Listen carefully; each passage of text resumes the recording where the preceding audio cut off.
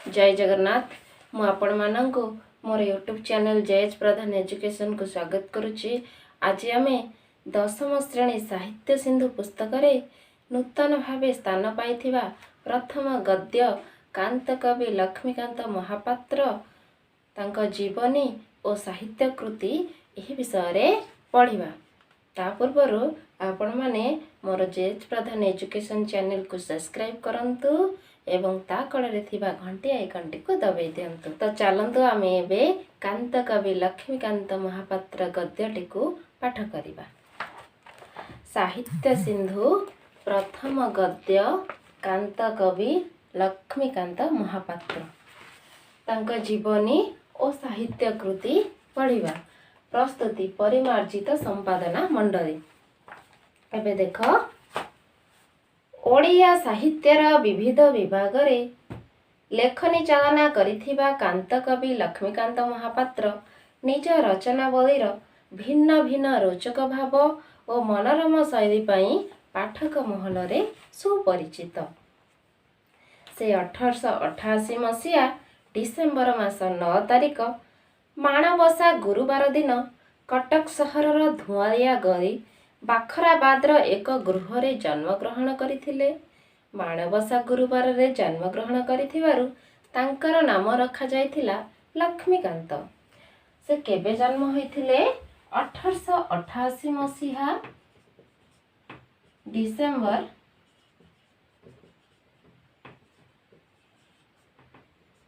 9 तारिख रे। से 1888 मसीहा डिसेम्बर मास 9 तारिख रे जन्म ग्रहण करथिले। एटा गोटे शॉर्ट क्वेश्चन। कांत कवि लक्ष्मीकांत महापात्र केबे जन्म ग्रहण करथिले? 1888 मसीहा डिसेम्बर मास 9 तारिख रे जन्म ग्रहण करथिले। आउ गोटे प्रश्न अछि, लक्ष्मीकांत महापात्रंकर नाम लक्ष्मीकांत काहेकि रखा जायथिला? कारण लक्ष्मीकांत महापात्र माणबसा गुरुवार दिन जन्म ग्रहण करथिबारु तांकर नाम एपरि रखा जायथिला। से माणबसा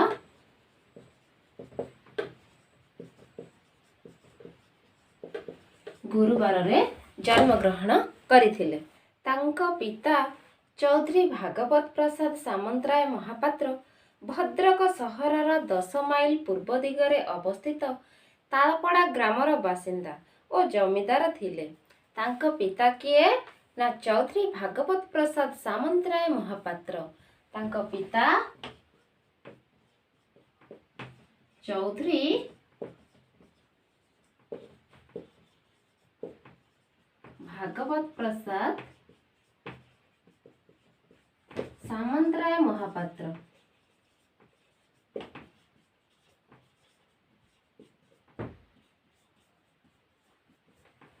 लक्ष्मीकांत महापात्रंकर पिता चौधरी भागवत प्रसाद सामंतराय महापात्र।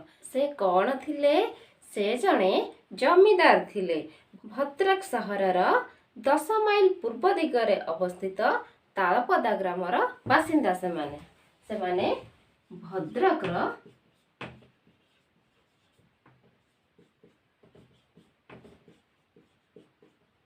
तालपदा ग्राम रे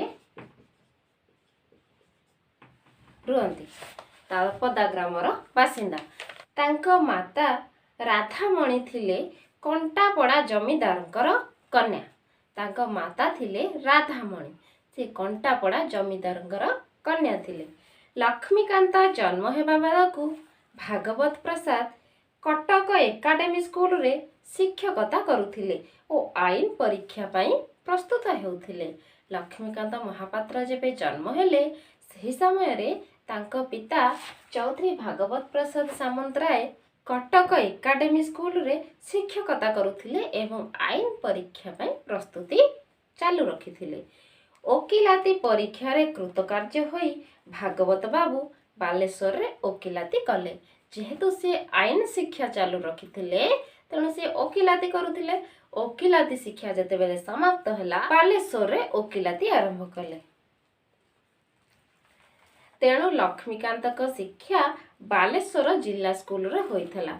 पिता जेहेतु बालेश्वर जिले रे ओकिलाती आरंभ कले सेति पई लक्ष्मीकांत महापात्र बालेश्वर जिला स्कूल रे ପାଠ ପଢ଼ିଥିଲେ। ଏହି ସମୟରେ ଭଦ୍ରକରେ କୋର୍ଟ ଖୋଲିବାରୁ ଭାଗବତ ପ୍ରସାଦ ଭଦ୍ରକ ଚାଲି ଆସିଲେ ଓକିଲାତି ବ୍ୟବସାୟ ସହ ନିଜ ଗ୍ରାମର ସମ୍ପତ୍ତି ବାଡ଼ି ବିଷୟ ବୁଝିବାକୁ। ଯେତେବେଳେ ଭଦ୍ରକ କୋର୍ଟ ଖୋଲିଲା, ଭାଗବତ ପ୍ରସାଦ ସାମନ୍ତରାୟ ଭଦ୍ରକ କୋର୍ଟକୁ ଚାଲି ଆସିଲେ ଏବଂ ନିଜ ଗ୍ରାମର ସମ୍ପତ୍ତି ବାଡ଼ି ବିଷୟରେ ବୁଝିବାକୁ ଲାଗିଲେ। ଲକ୍ଷ୍ମୀକାନ୍ତଙ୍କ ପାଠପଢ଼ା ଭଦ୍ରକରେ କରାଯିବାର ବ୍ୟବସ୍ଥା କରାଗଲା। ବାଲେଶ୍ୱରରେ ପଢ଼ିବା ବେଳେ ଲକ୍ଷ୍ମୀକାନ୍ତ ଜିଲ୍ଲା ସ୍କୁଲର ବୁଦ୍ଧିମାନ ଓ ଉତ୍ତମ ଖେଳାଳୀ ଛାତ୍ର ଭାବେ ସୁନାମ ଅର୍ଜନ କରିଥିଲେ।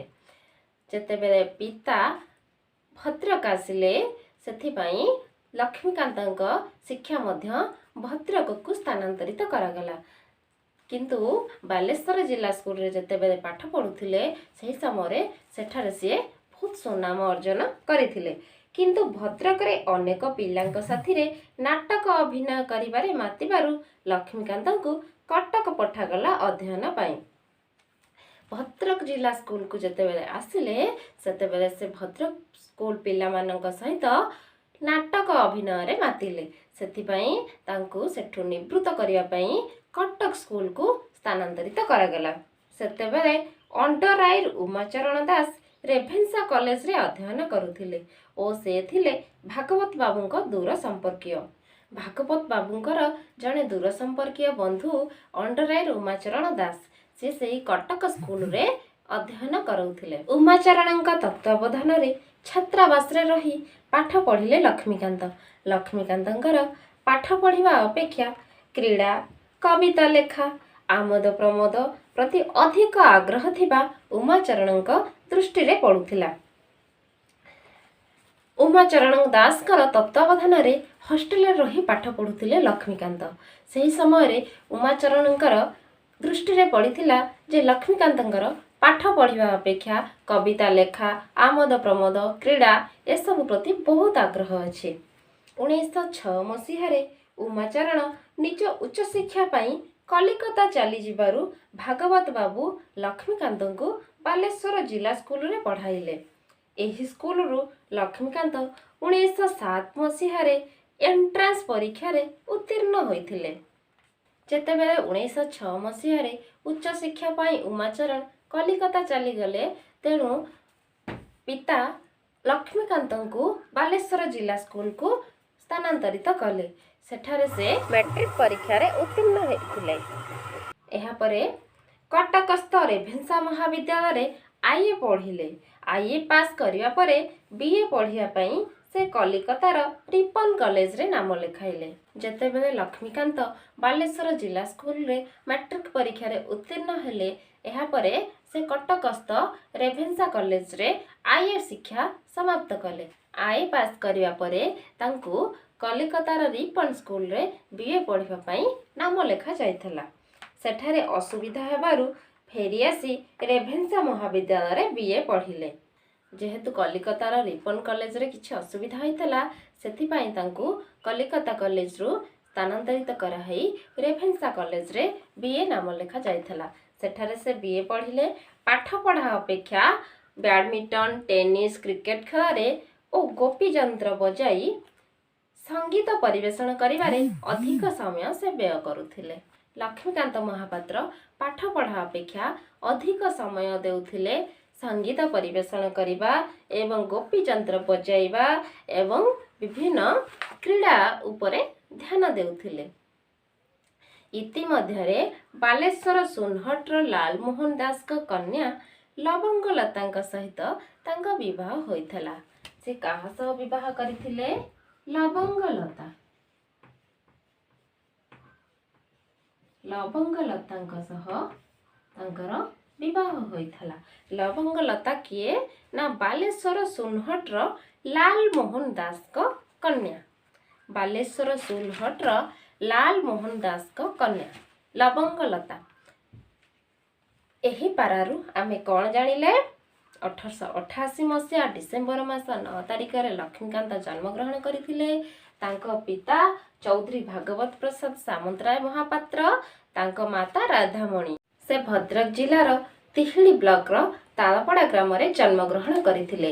जेहेतु पिता बालेश्वर रे वकिलाती व्यवसाय आरंभ करथिले तेणु प्रथमे से बालेश्वर जिला स्कूल रे शिक्षा आरंभ करथिले। तांका पितांकर भद्रक कोर्ट को स्थानांतरित होई जिबारु लक्ष्मीकांत महापात्र को मध्य बालेश्वर जिला स्कूल रु भद्रक जिला स्कूल को स्थानांतरित करा जायथिला। लक्ष्मीकांत महापात्र पाठ पढ़ा अपेक्षा क्रीड़ा कविता लेखा आमोद प्रमोद प्रति बेसी आकृष्ट थिले। जेहेतु लक्ष्मीकांत महापात्र भद्रक स्कूल रे सांग मानक सह नाटक रे माति थिले तेणु तांको पितांकर दूर संपर्कीय कटक उमाचरण दास तत्वावधान रे कटक स्कूल रे शिक्षा लाभ करिया पई पठा जायथला।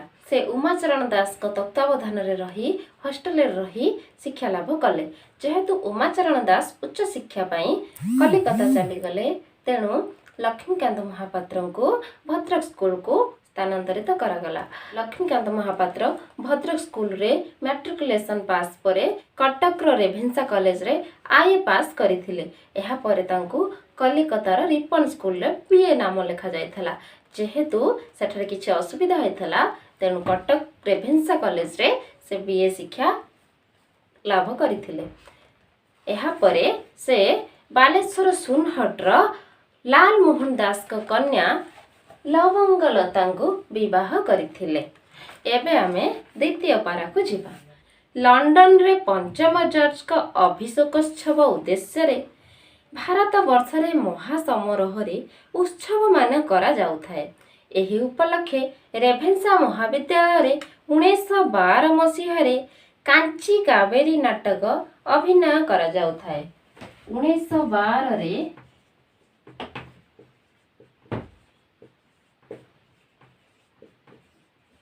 कांची कावेरी नाटक रेभेन्सा महाविद्यालय रे अभिनय करा जाउथाय। एही नाटक रे लक्ष्मीकांत भद्रा और भिकारुणी भूमिका रे केतेबेले केंदरात केतेबेले रामताली आउ केतेबेले गोपीचंद्र बजाई एपरी गीत गाइले जे दर्शक माने मुग्ध होई गले। 1912 मसीहा रे रेभेन्सा महाविद्यालय रे जेतेबेले कांची कावेरी नाटक अभिनय करा जाउथला सेथिरे लक्ष्मीकांत महापात्र भद्रा और भिकारुणी भूमिका रे केंदरा बजाउथिले रामताली बजाउथिले एवं गोपीचंद्र बजाई दर्शक मानक मुग्ध करि देउथिले। पुनश्च एही नाटक रे से नर्तकी होई नाची करी अनेक प्रशंसा पाइथिले। से कांची कावेरी नाटक रे नर्तकी भूमिका रे मध्य अभिनय करथिले। बीए पढ़ा बेले लक्ष्मीकांत क्रीड़ा रसिक संगीत प्रिय अभिनय रे पारदर्शी बोली जेपरी जनाशुना होई पारिथिले। लेखा लेखी पाई मुकुर पत्रिकार संपादक ब्रजसुंदर दास और उत्कल पत्रिकार संपादक विश्वनाथ करंकर दृष्टि आकर्षण करि पारिथिले। बीए पढ़िबा बेले से मुकुर पत्रिकार संपादक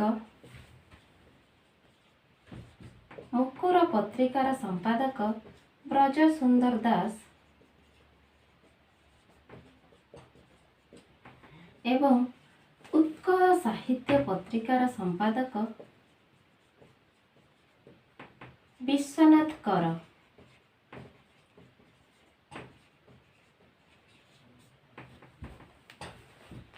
से बीए पढ़िबा परे लेखा लेखी पाई मुकुर पत्रिकार संपादक ब्रजसुंदर दास और उत्कल साहित्य पत्रिकार संपादक विश्वनाथ करंकर दृष्टि आकर्षण होई पारिथिले।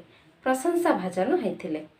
एंट्रांस पढ़िबा बेले कविता लेखा पाई रेभेन्सा छात्रावास रे उत्कलमणि गोपबंधु दासकर से श्रद्धा भाजन होई पारिथिले।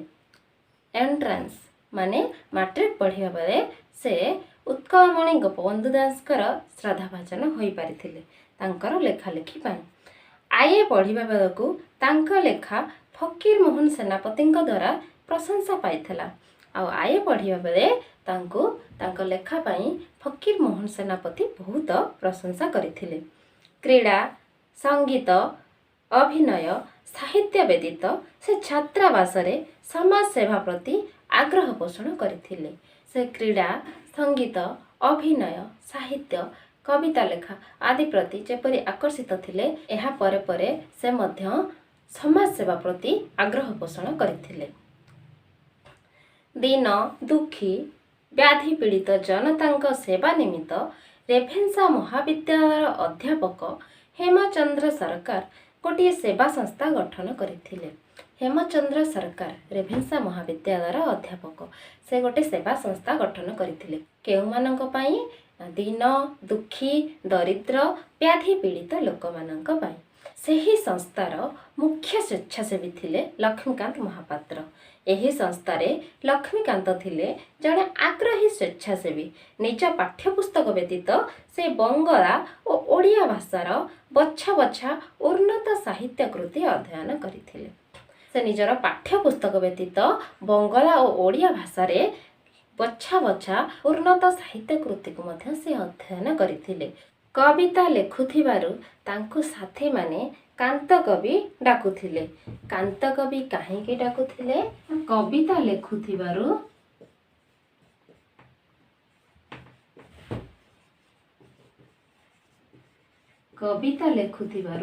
ସେ କାନ୍ତ କବି। ଏବେ ତାଙ୍କ ନାମର ତାତ୍ପର୍ଯ୍ୟ ଜାଣିପାରୁଥିବ। କାନ୍ତ କବି ସେ କବିତା ଲେଖୁଥିବାରୁ କାନ୍ତ କବି। ଲକ୍ଷ୍ମୀକାନ୍ତ ସେ ମାଣବସା ଗୁରୁବାରରେ ଜନ୍ମଗ୍ରହଣ କରିଥିବାରୁ ତାଙ୍କର ନାମ ଲକ୍ଷ୍ମୀକାନ୍ତ। କିନ୍ତୁ 1934 ମସିହାରେ ଭଦ୍ରକ ହାଇସ୍କୁଲରେ ଏକ ସମ୍ବର୍ଦ୍ଧନା ସଭା କରାଯାଇ ଲକ୍ଷ୍ମୀକାନ୍ତଙ୍କୁ କାନ୍ତ କବି ରୂପେ ଘୋଷଣା କରାଯାଇଥିଲା। 1934 ମସିହାରେ ଭଦ୍ରକର ହାଇସ୍କୁଲରେ ତାଙ୍କୁ ଏକ ସମ୍ବର୍ଦ୍ଧନା ସଭାରେ କାନ୍ତ କବି ରୂପେ ଘୋଷଣା କରାଯାଇଥିଲା। କବି ଚିନ୍ତାମଣି ମହାନ୍ତିଙ୍କ ସଭାପତିତ୍ୱରେ ଅନୁଷ୍ଠିତ ଏହି ସଭାର ମୁଖ୍ୟ ଉଦ୍ୟୋକ୍ତା ଥିଲେ ଲକ୍ଷ୍ମୀ ନାରାୟଣ ସାହୁ। ଏହି ସଭାର ମୁଖ୍ୟ ଉଦ୍ୟୋକ୍ତା ଥିଲେ ଲକ୍ଷ୍ମୀ ନାରାୟଣ ସାହୁ।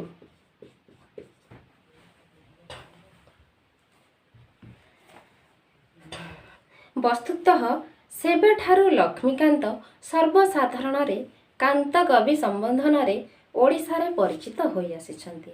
ସେବେଠାରୁ ମାନେ 1934 ମସିହା ଠାରୁ କାନ୍ତ କବି ଲକ୍ଷ୍ମୀକାନ୍ତ ମହାପାତ୍ର କାନ୍ତ କବି ରୂପେ ସର୍ବସାଧାରଣରେ ଓଡ଼ିଶାରେ ପରିଚିତ ହୋଇପାରିଛନ୍ତି। ଆମେ ଲକ୍ଷ୍ମୀକାନ୍ତଙ୍କ ବିଷୟରେ ଏତେ କଥା ଜାଣିଲେ। ବାକି ପାରା ଆମେ ଦ୍ୱିତୀୟ ଭାଗରେ ପଢ଼ିବା। ଆଜିର କାଳାଂଶଟିକୁ ଆମେ ଏଇଠି ରଖିବା। ଯଦି ଆପଣମାନଙ୍କୁ ଏହି ଭିଡ଼ିଓଟି ଭଲ ଲାଗିଛି ଆପଣମାନେ ଲାଇକ୍ କରନ୍ତୁ, ସାଙ୍ଗମାନଙ୍କୁ ସେୟାର କରନ୍ତୁ ଏବଂ ସବସ୍କ୍ରାଇବ୍ କରିବାକୁ ଆଦୌ ଭୁଲନ୍ତୁ ନାହିଁ। ତା କଡ଼ରେ ଥିବା ଘଣ୍ଟି ଆଇକନ୍ଟିକୁ ଦବାଇ ଦିଅନ୍ତୁ, ଯାହାଫଳରେ କି ଆପଣମାନେ ମୋର ଆଗକୁ ଆସୁଥିବା ନୂଆ ନୂଆ ଭିଡ଼ିଓ ସବୁ ଦେଖିପାରିବେ।